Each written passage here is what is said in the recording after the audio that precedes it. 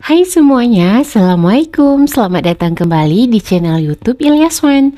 Bagi kalian yang belum mensubscribe YouTubeku, silahkan subscribe ya. Dan bagi yang sudah mengikuti kisah Naya dengan Arman, kita lanjutkan lagi ya. Ketika istri berhenti peduli, bab 62, Pov Putra.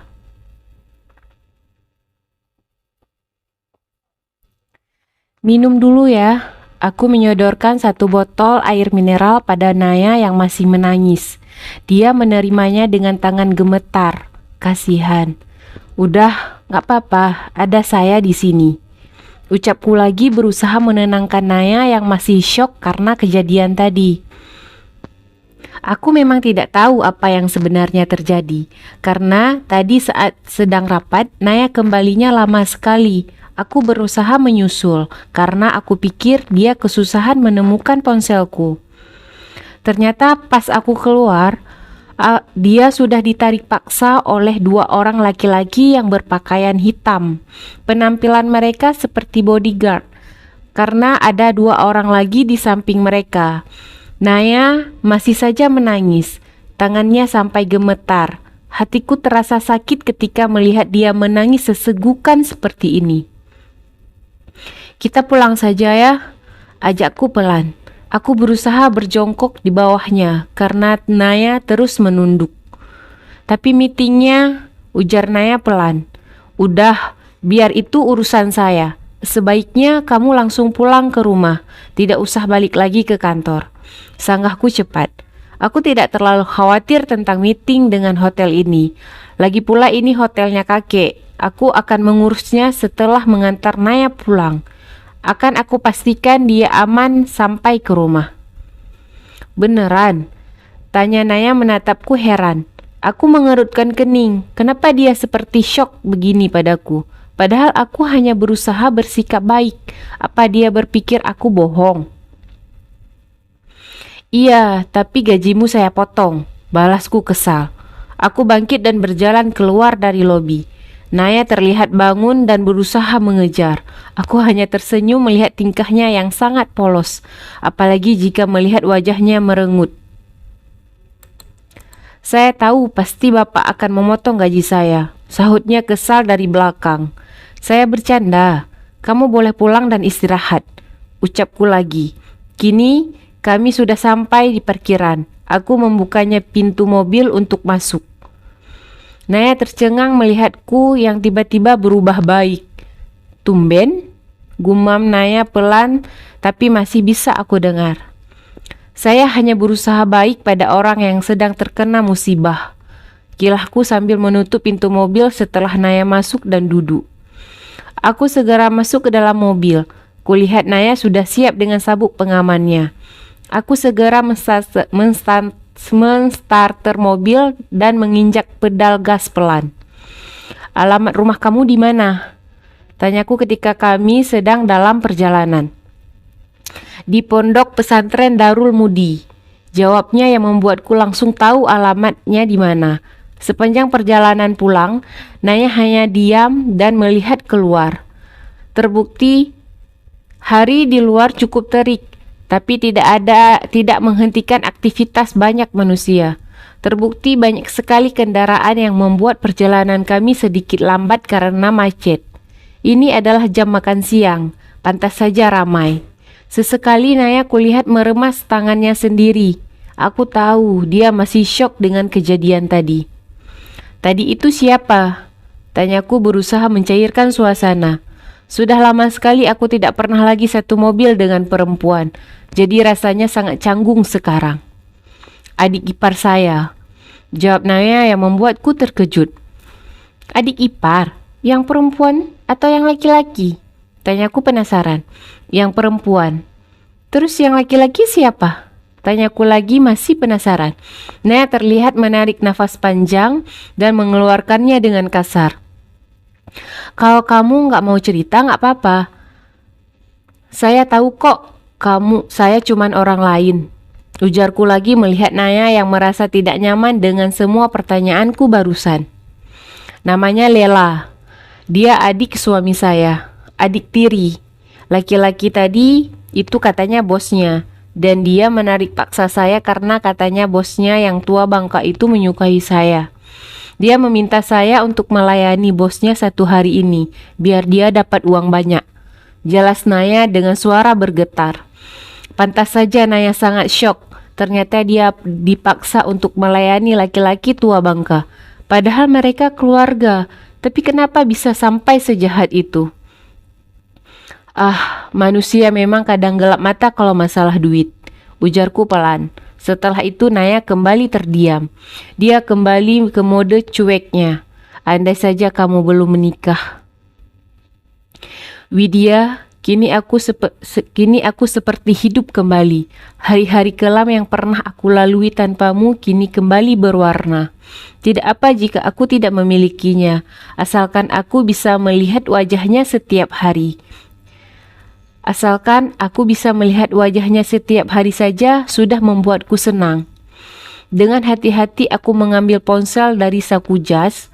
Aku mengetuk layar ponsel dengan cepat 2 kali. Layar yang semula hitam langsung cerah dengan menampilkan wajah cantik Widya, tunanganku. Wajah itu tersenyum manis, giginya yang putih berderet rapi. Senyummu candu, aku tidak bisa melupakanmu.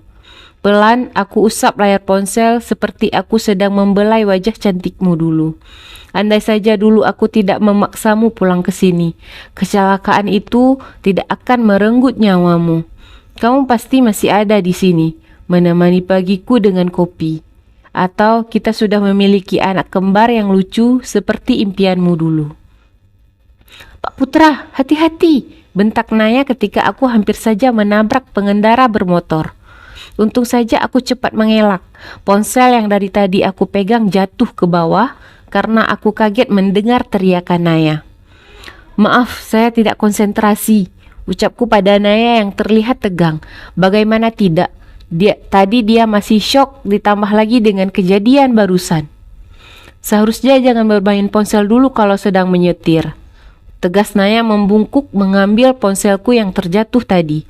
Ternyata ponselku jatuh tidak jauh dari kaki Naya.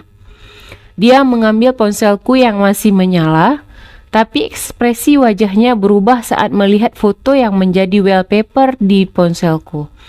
Aku segera merebut paksa ponsel dari tangannya, sampai dia kaget. Jangan lancang kamu, bentakku membuat Naya tersentak. Harusnya saya yang mengatakan itu, balas Naya dengan nada ketus. Lah, kenapa? Yang lihat-lihat ponsel saya itu kamu, sungutku yang membuat Naya mencebikkan mulutnya. Itu memang ponsel Anda, Tuan Putra, tapi di dalam sana ada foto saya yang Anda jadikan sebagai wallpaper. Itu namanya apa kalau bukan lancang? Bentak Naya garang. Aku baru mengerti setelah Naya bicara seperti barusan.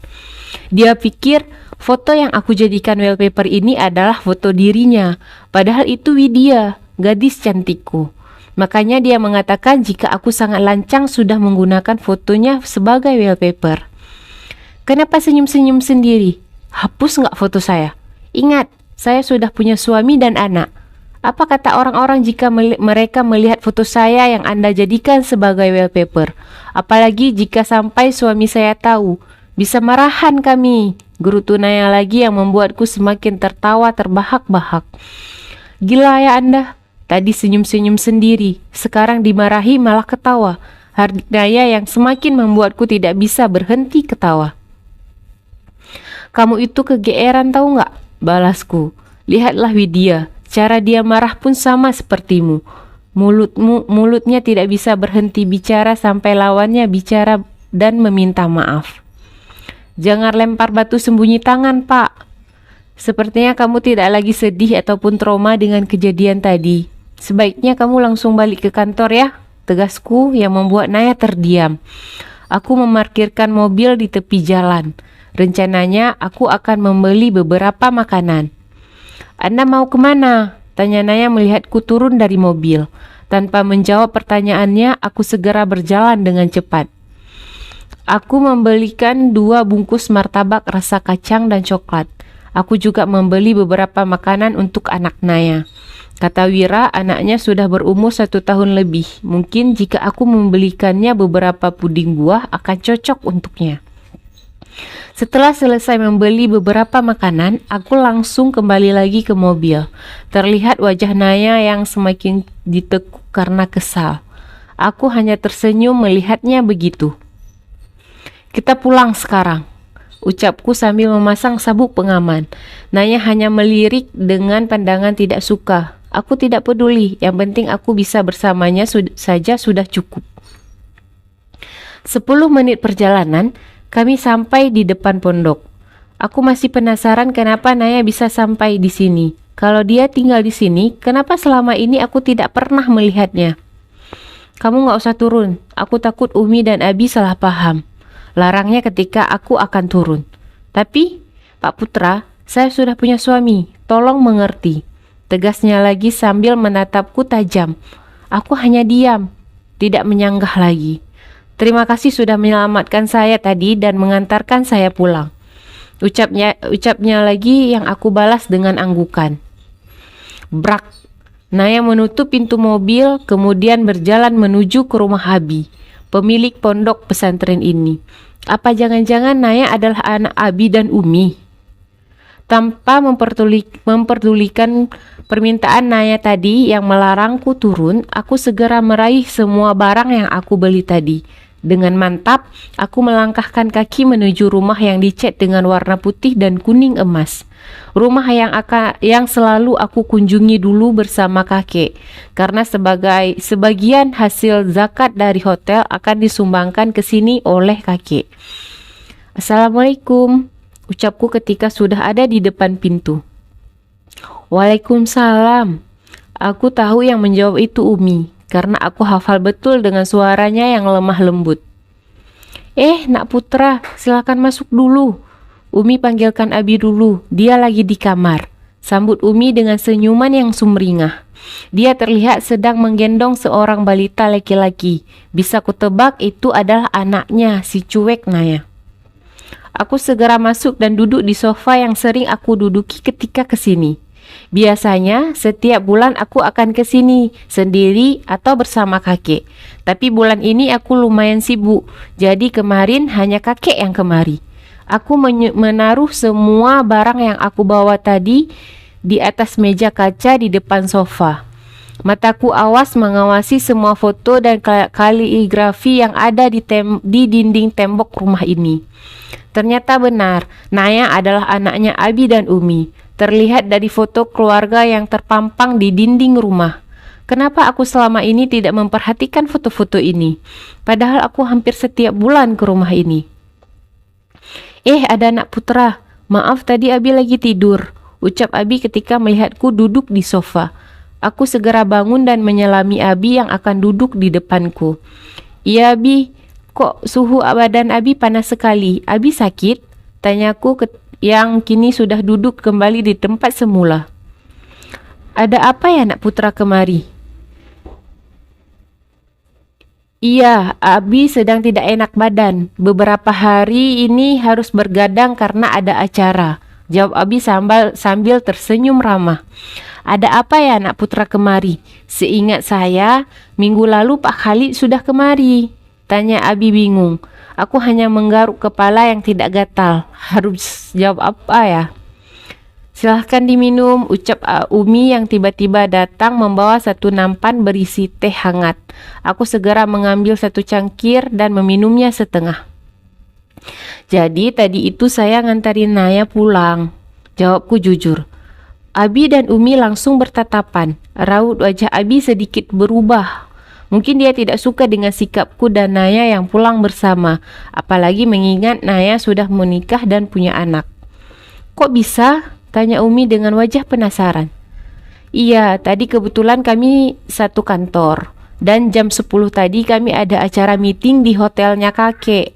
Jadi ada kejadian yang kurang mengenakan. Jawabku berusaha menjelaskan.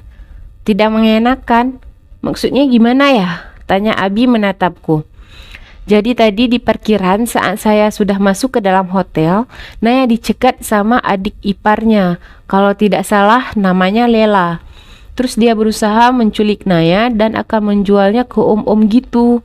Jelasku secara gamblang. Sampai Umi dan Abi menganga tidak percaya. Umi sampai menutup mulut dengan kedua tangannya. Aku sengaja menceritakan semuanya dengan jujur, jadi Naya bisa lebih berhati-hati lagi. Abi dan Umi juga agar bisa menjaga Naya lebih ketat, terutama suaminya itu. Beneran? Tanya Umi dengan nada suara bergetar. Iya Umi, makanya saya langsung menyuruhnya untuk pulang saja, tidak usah balik lagi ke kantor dulu. Saya menyuruhnya untuk istirahat. Balasku lagi.